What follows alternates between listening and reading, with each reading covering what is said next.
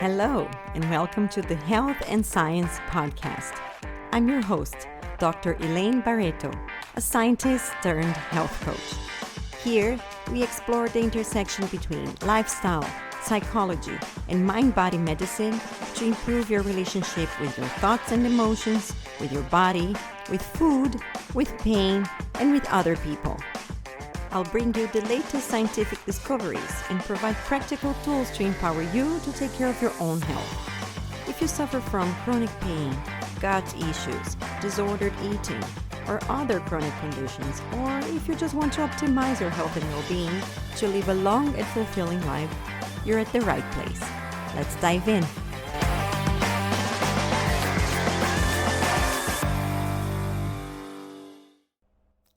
Hello, friends, and welcome to this fourth episode of the Health and Science Podcast.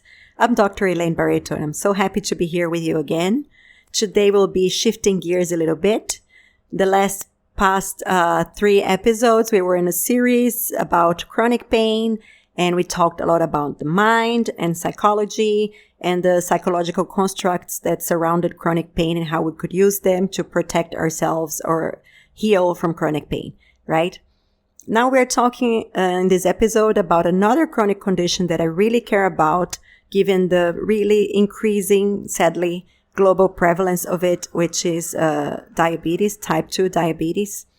So if you know someone that is suffering from pre-diabetes or type 2 diabetes, or you yourself are, please send them over or stay tuned to this episode. It might be important for you.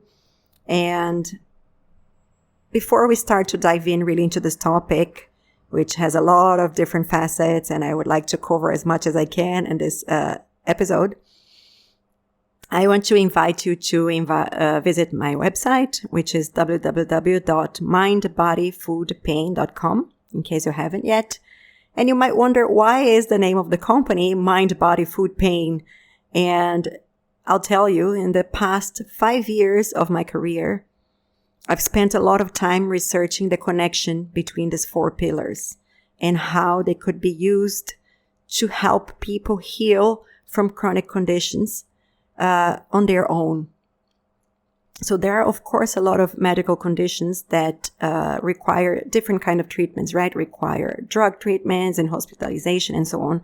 But what really shocked me when I started diving into this space was that the most prevalent conditions all over the world, the conditions on the top 5 causes of death, of reduced quality of life, of impairment, are preventable and reversible chronic conditions that you can address on your own through mindset changes and lifestyle changes. So I couldn't believe when I started learning more about it, and I figured I had to do a completely switch in my life and dedicate my life into educating people or helping people navigate through those changes and how they can use science, the science that's been shown all over through this lifestyle changes, and how they can use them to heal from those conditions or prevent them from happening so that they can live longer, but not only just live longer, but also have a good quality of life, be able to be present, healthy, feel well, and enjoy life to its fullest,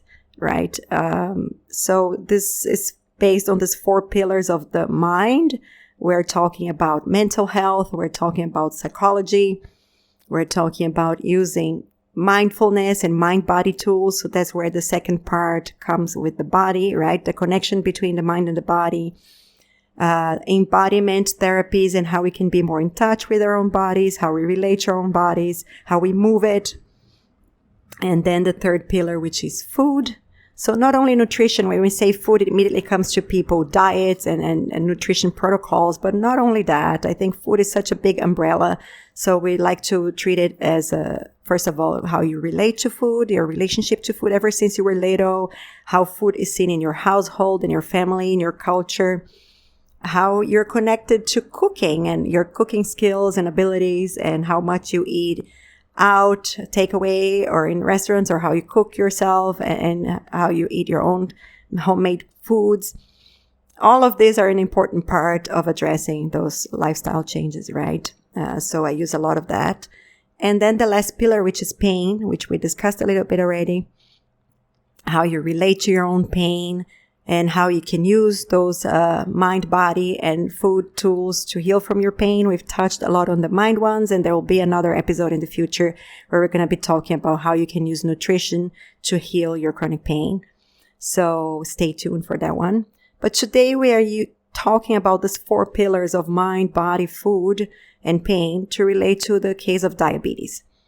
So I want to start first, let's dive in by talking about the really absurd, scary numbers of diabetes type 2 around the world.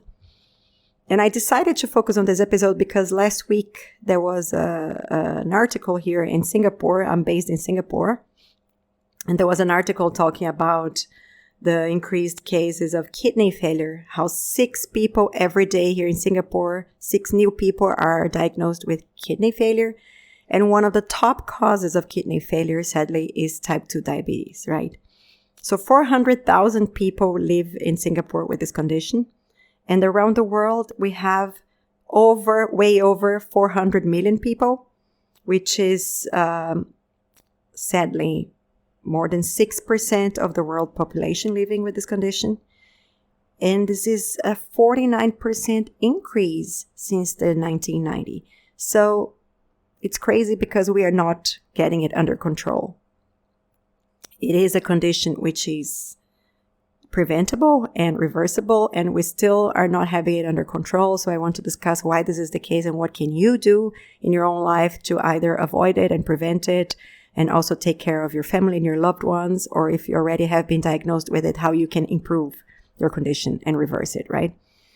And the other scary number is that pre-diabetes, which is when your blood glucose is detected as elevated but not so high yet to be detected as diabetes, is also already present in more than 7% of the world population.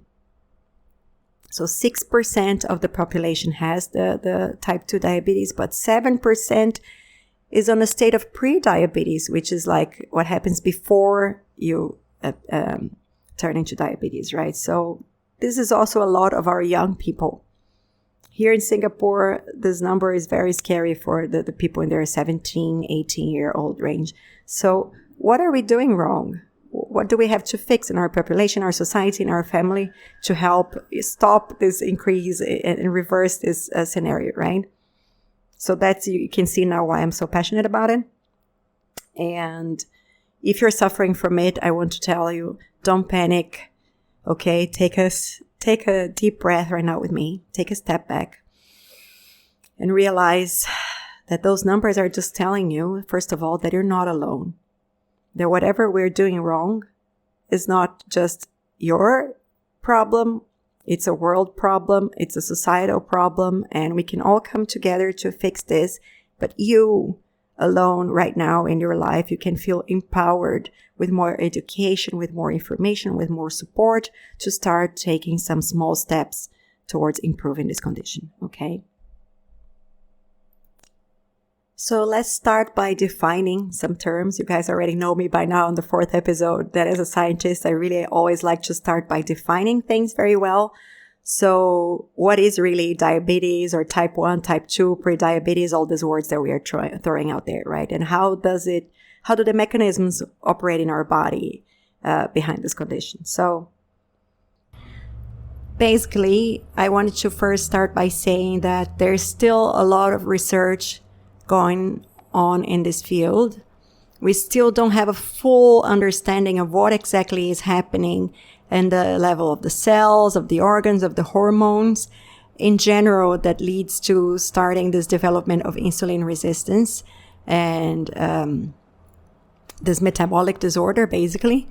But there's a lot that we understand right now, and there's a lot we're still researching, right? So given as far as we came now, given the research, I'll try to simplify it and just get like the nuggets of the important bits.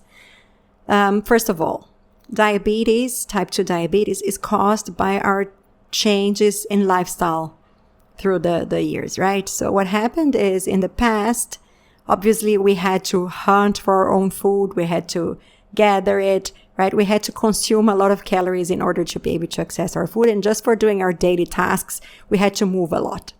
Nowadays, of course, we move much less. We have a much more sedentary lifestyle. We have more convenience. Things get delivered to us. Everything is easier. And we also have much more access to food, right? So what happens is we end up consuming more calories than what we need to use in a daily basis. And these extra calories have to be stored in our bodies in a way, right? One of the ways that those calories get stored is in the fat layers of our bodies. And the fat has evolved to be a very efficient way of storing and releasing fat. But when we do it in a fast pace or when we do it for too long, what ends up happening is that there is some inflammation that starts developing in the fat tissue, right? The other thing that happens is that the excess fat that doesn't get readily stored in the fat tissues ends up going, because of this inflammation, through our bloodstream and gets stored in our liver or in our muscles, right? And it can also be used then as extra energy when it needs to be deployed. But the liver and the muscles are not as efficient as the fat to store this excess energy, right? So that also leads to some metabolical distress. In any case, those are the three places where our extra energy gets stored in a way. When we consume food, some of this food gets broken into glucose, right? So you're probably going to associate this word glucose with sugars, but carbohydrates also get broken into glucose, right? That's one of the reasons why people talk so often about diabetes being caused by excess intake of sugar and carbs. And I will explain that this is not exactly the case. But okay, once you consumed some food that got broken into glucose, the glucose reaches your bloodstream, and a little alarm is sent from your brain into your other organs. So it reaches the pancreas and tells the pancreas, hello, pancreas, there is some glucose in the blood. Please produce insulin. So these beta cells in the pancreas are responsible for producing insulin. Insulin is a hormone, right? And what this hormone does is that it goes to the cells in our body and tells the cells, hello cells, please open up to receive some of this glucose that is circulating in the bloodstream so that we can store it as energy to be used later when we need it. And when your metabolism is in order and everything is going well in your body, those cells are going to open, receive this extra glucose and store it as energy for use later, right? In your muscles, in your liver, and in your fat tissues. Okay.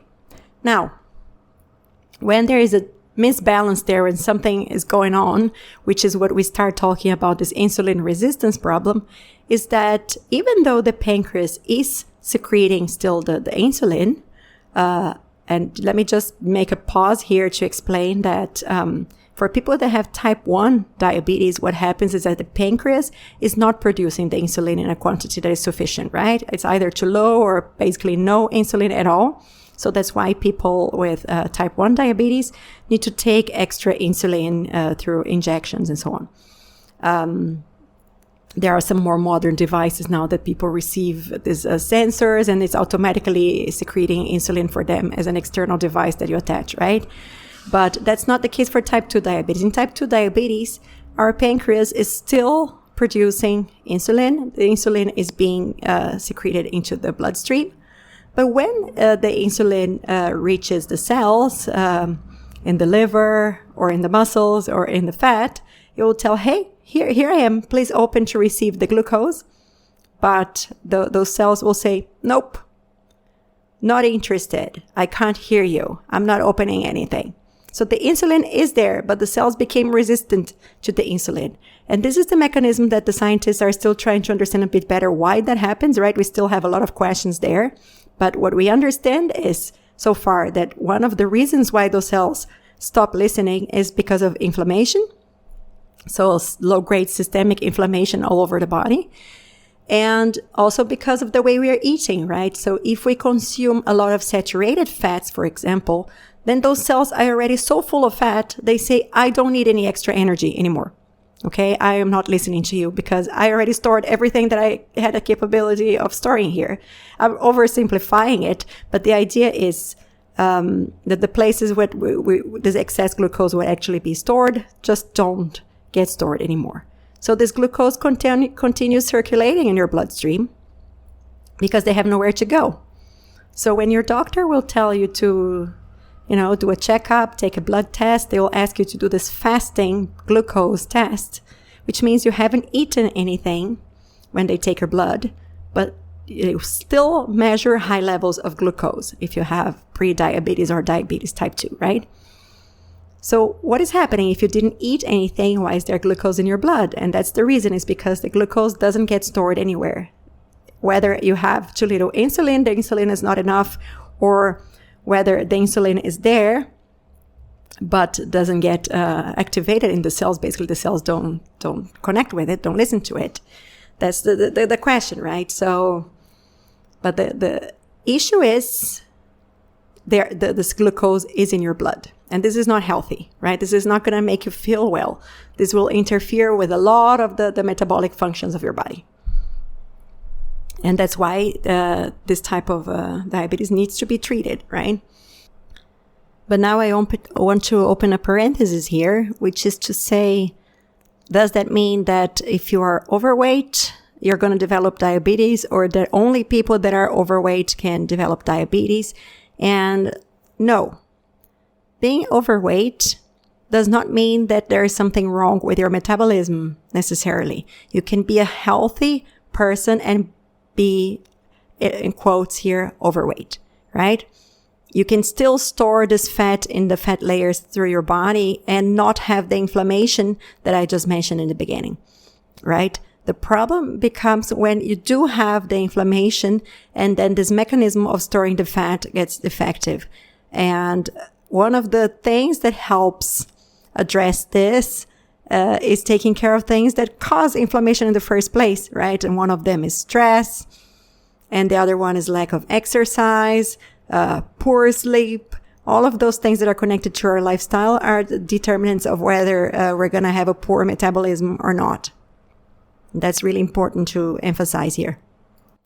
When you have pre-diabetes, it means that you started this process of developing insulin resistance because the levels of glucose found in your blood are elevated.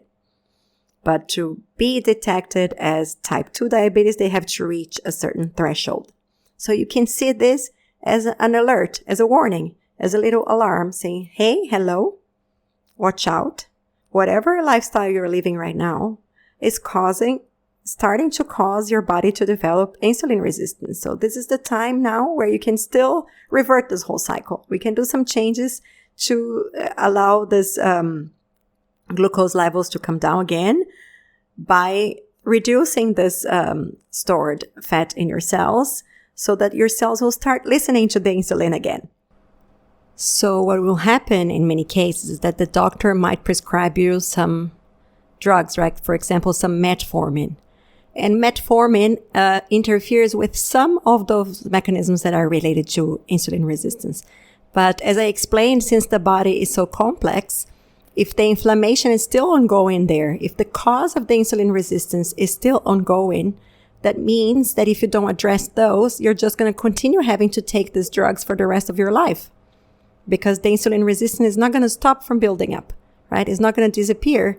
The medicine doesn't resolve this problem because it can't reverse the process. What it does is that interferes with it, right? It remediates it, but it doesn't reverse it.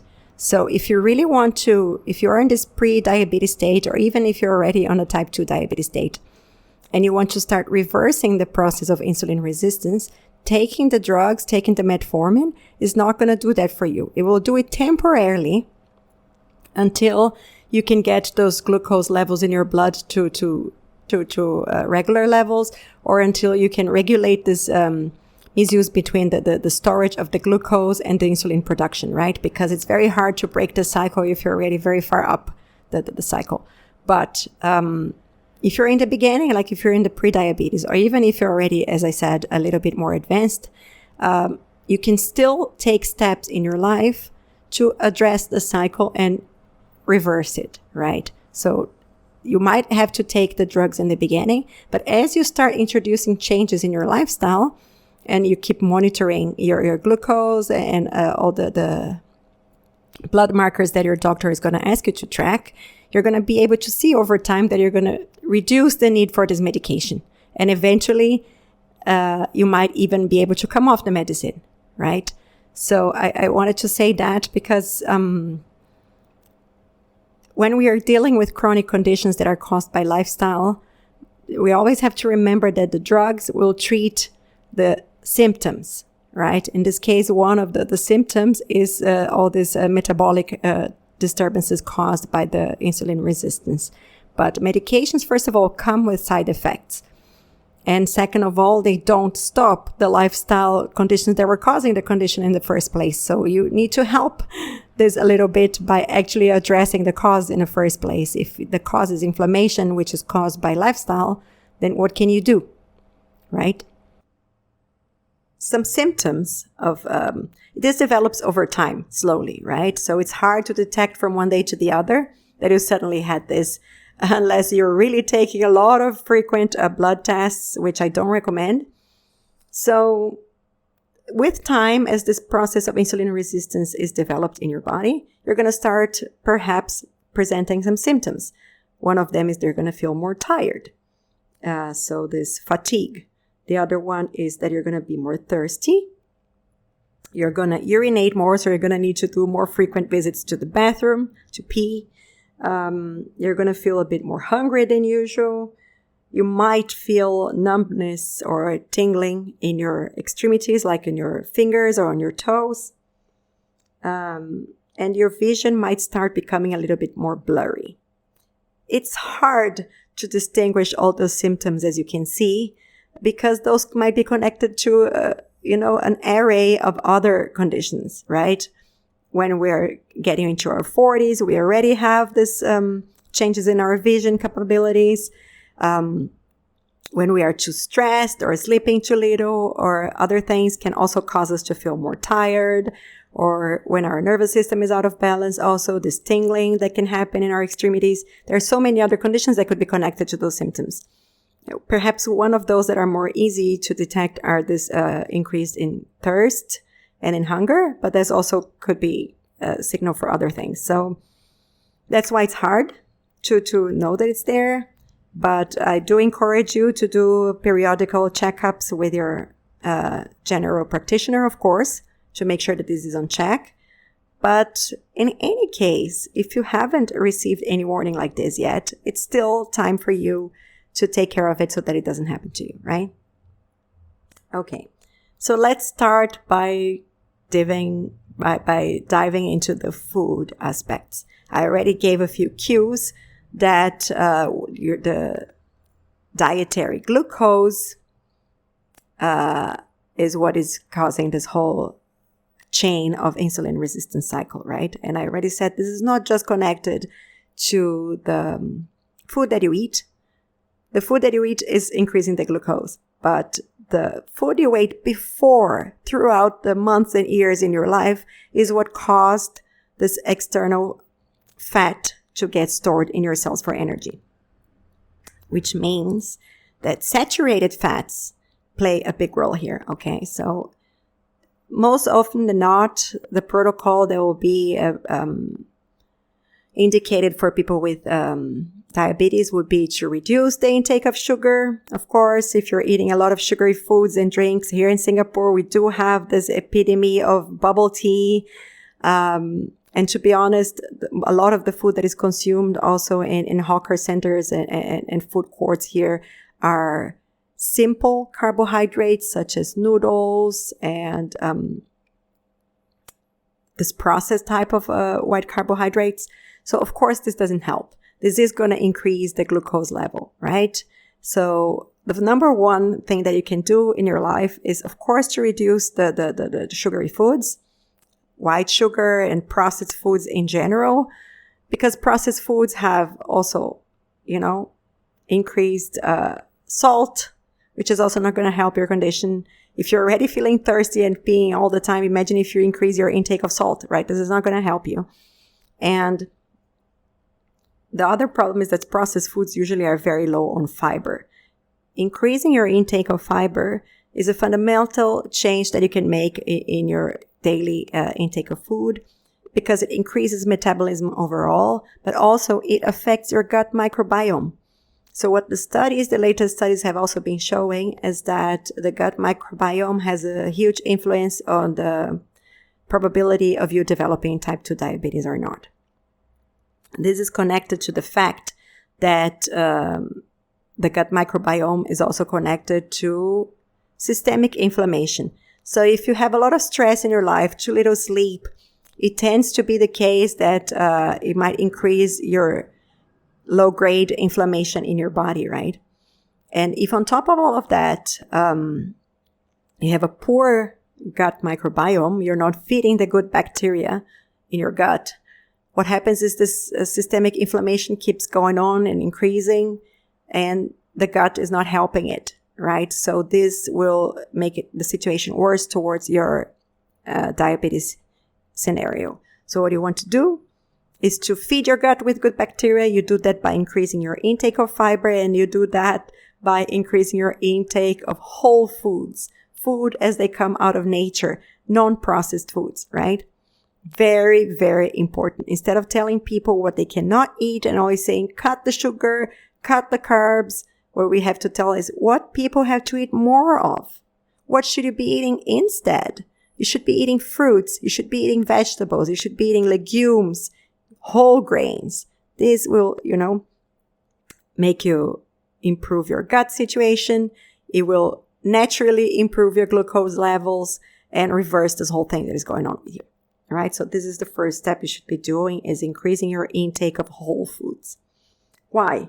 There were many studies now that showed that the reduced risk of diabetes was shown in diets such as the Mediterranean diet, such as a vegetarian or vegan whole food plant-based diet, a low-fat diet, the DASH diet, which is developed for people with hypertension, right?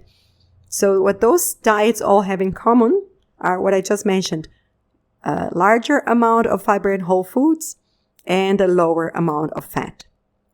So if you've been eating a lot of saturated fats in your diet, right, deep fried foods, processed foods, it's time to take a step back and say, let me really evaluate how much fat do I have in my diet right now, and try to decrease it as much as I can and replace it by healthier foods such as whole foods. Whole foods, they don't have ingredients, okay? They come straight out of the shelf from the supermarket, go into your basket, go into your mouth. You don't have to do much with them. And this is what you should be aiming towards increasing in your life right now. The second step you can take towards something you might be doing too little of. So my whole philosophy is always not to make people reduce things or cut things or feel deprived, but always encourage people on increasing the things that they are missing, right? So one of them is increasing the whole foods that I just mentioned. And another thing that has a huge impact on type 2 diabetes and prediabetes is exercise. So increasing the amount of movement that you're doing with your body. This doesn't have to be just necessarily going to the gym or start thinking about all those things that are going to be too complicated to implement in your life right now. So let's start by walking a little bit more. Are there some daily things that you have to do that you could do by foot instead of taking the transport or a car, right? Or can you increase a little bit your way to work and from home and to go home by passing in front of this nice park and taking a little walk in there? We're talking about 30 minutes every day. So how can you find ways in your life to add this 30 minutes walk in your everyday life that you can do it consistently without disturbing too much your routine, right? Can I go play out with my kids and take them for a walk in the park for 30 minutes? In this way, I'm also spending time with them and I'm moving my body and I'm enjoying also the outdoors and the fresh air. So what can you do to really embed that in your lifestyle? making it a pleasurable thing and not a burden, right? What is really important is something that will feel to you as a burden or too hard or that you don't feel like doing will not be sustainable towards the long run. What we want to do is find strategies of something that we decide we want to do forever, for our whole lives, as long as we can, right? How can I find a way to invest in my old self, in my future self, in my health? And I know that I will have to find a way to move my body for 30 minutes every day. So how can I do it in a fun way, something that I enjoy doing instead of making it feel as a burden? So if you don't like walking, do you like biking? Do you like gardening? Do you like swimming? Do you want to try a new activity such as a yoga or a Pilates class? Or you have to figure out in your life, what is it, an activity that sounds to you like it could be fun, or that you enjoyed doing in the past and you can't do anymore because your work changed, you're just working too much. How can you take, for example, a work call that you're doing on the phone and do it walking, right? This kind of little changes and tweaks that you can do in your daily life to try to include that. So important. Has really been shown consistently that people that do at least 30 minutes of exercise every day have a reduced risk of diabetes type 2. Okay. If you're struggling to do the small changes in your life, such as these changes in diet that we talked about, or in movement, please find someone that you can work with. Find a health coach that can help you really step by step walk this journey with you, to find the best ways of how it, perhaps right now it really seems to you like you can't do it. There is no way. And what we do is to, reframe some of those mindsets and help you find ways to include this in your lifestyle in a way that will be sustainable and pleasurable. Okay. And then now we talked a little bit about the food and the movement. And what I also want to talk about a little bit, it doesn't get much space in this topic of diabetes, is mental health. Okay. People that have diabetes, they have increased risk for depression. So it's really important, if you're treating people with diabetes or if you're suffering with diabetes, to also pay attention to this increased risk for depression. What can we do to address that? Physical exercise will help decrease your depression. Eating foods that are good for mood, such as nuts and whole foods, as we mentioned, and seeds and healthy fats, will also help your brain to produce the good hormones that will make you feel better overall. Okay, so when we are talking about increasing things that are good for you, also look up foods that can improve your mood. Okay, and stress is a big risk because it also work hand in hand with depression. It will also increase your inflammation. It will affect your sleep. So stress is something that really has to be addressed in the picture of diabetes. What are the changes you can do in your lifestyle to deal with your stress? If you can't reduce your stress right now because whatever life condition you're facing, right? How can you find ways to manage this stress so that it doesn't impact your body as much? Have you ever tried, for example, meditation? Have you ever tried it? If you haven't, maybe this is your cue today to give it a go, to help you, get more in touch with your thoughts, declutter your mind a little bit, have a bit of time for yourself, to connect with yourself a little bit. Very important in stress management picture. If this is not your cup of tea, what are the other things that you've made in the past that you felt that really helped you release your stress, right? So visit that mind thought a little bit. What have I done in the past that has helped me when I was really stressed to kind of chill or release, right? And then go and seek more of that. And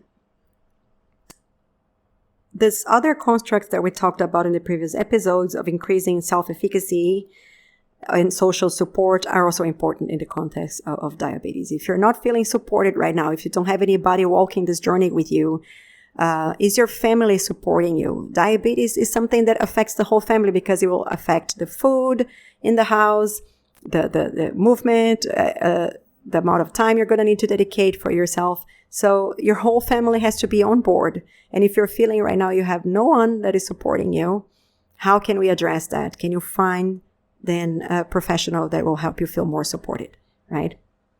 And another important thing in this context is technology. We have the technology now at our hands, right? So this is something I really care about here in the way that I work.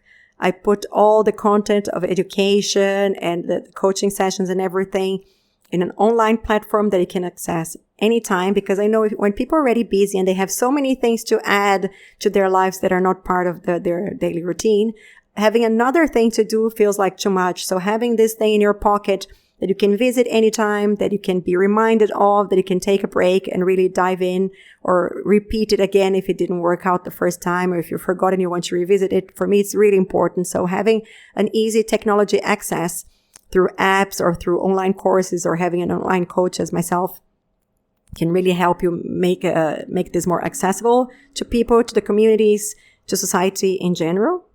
And we can't forget also when we are talking about this whole connection between mind, body, and food, about talking about disordered eating behaviors. People that already have disordered eating behavior, so for example, let's say binging, they also might have a higher risk to develop diabetes because they might be craving this kind of sugary or fatty foods that we were talking about. They might feel like they're having this sense of lost control around food. Or if they're restricting too much from following so many diets, they're missing all these other healthy foods that we were talking about, this whole foods. They might not be in their daily consumption now because they're restricting for so long. Or even when they get prescribed now a new diet, like you have to change your way of eating, this might start triggering a disordered eating because they might have to pay a lot of attention to what they're eating now. And if they are doing this without support, they might start developing other behaviors towards food, right? Like having a danger sensation towards food, not feeling safe around food anymore, or being judged by their peers and colleagues, especially in young people, right? They don't fit in that group anymore because they have to be so much careful about what they eat. So this really works better when there is somebody walking a long way with you, making sure that all those bases are covered, right?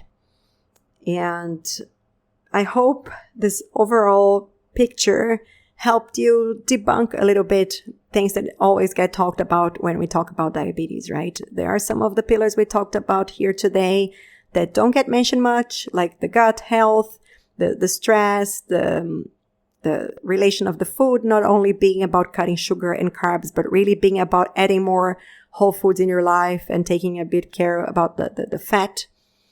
And this is a topic that definitely deserves more diving in. I'm thinking about preparing other episodes where we can really dive in a little bit more, those studies that were made regarding the fat and insulin resistance, because this is something that deserves a little bit more of time.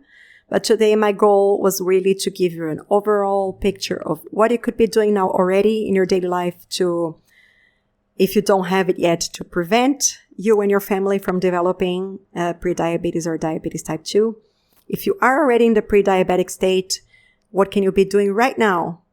Finish listening to this episode and take a pen and a paper and think, what are small changes I can do right now regarding what she said to start changing my lifestyle? How can I manage my stress? How can I improve my sleep? How can I include some 30 minutes of movement for my body?